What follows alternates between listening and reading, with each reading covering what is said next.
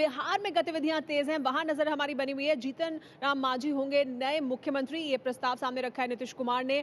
और जीतन राम मांझी से बात की एबीपी न्यूज संवाददाता पंकज झा ने।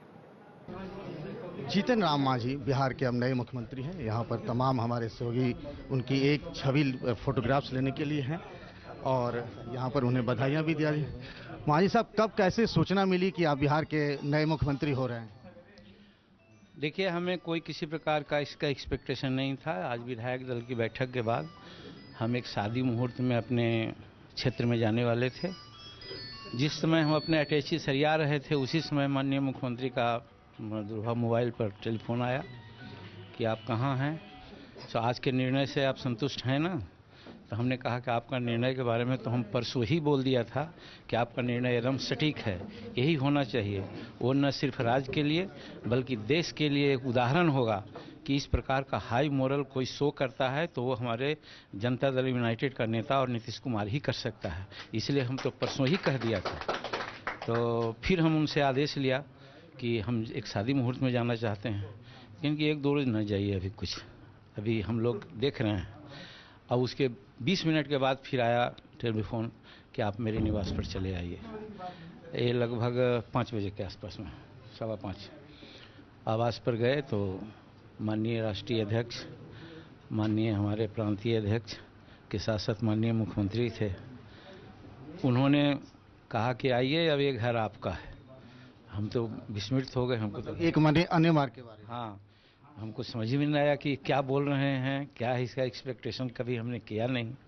फिर उन्होंने बैठाया और कहा कि हमने निर्णय लिया है कि लेजिस्लेचर पार्टी का नेतृत्व आप करेंगे, और इसलिए भी करेंगे कि हम ऑलवेज समाज के सभी तबके के लोगों के लिए हम कुछ करते रहे हैं।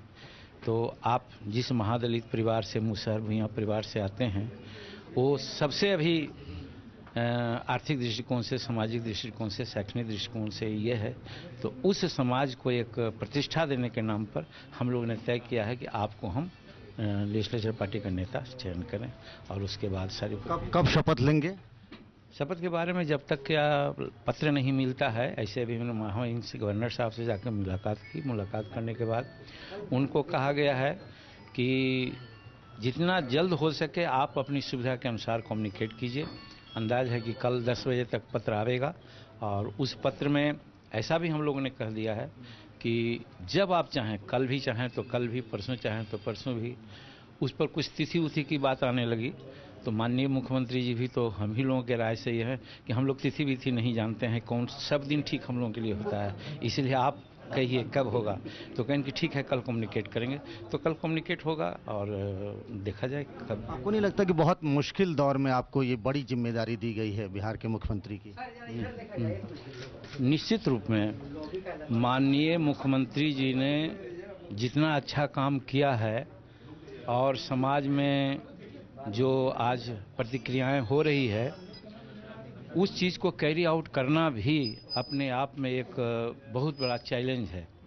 लेकिन माननीय मुख्यमंत्री का निर्देशन रहेगा और जो उनके नेतृत्व में जो टीम बनी है हमारी जनता दल यूनाइटेड का, उन लोगों का सहयोग से हम समझते हैं कि आने वाला जो भी चैलेंज होगा उसको बाखूबी हम लोग निर्वहन करेंगे। सरकार आप नीतीश जी के सहयोग से चलाते हैं?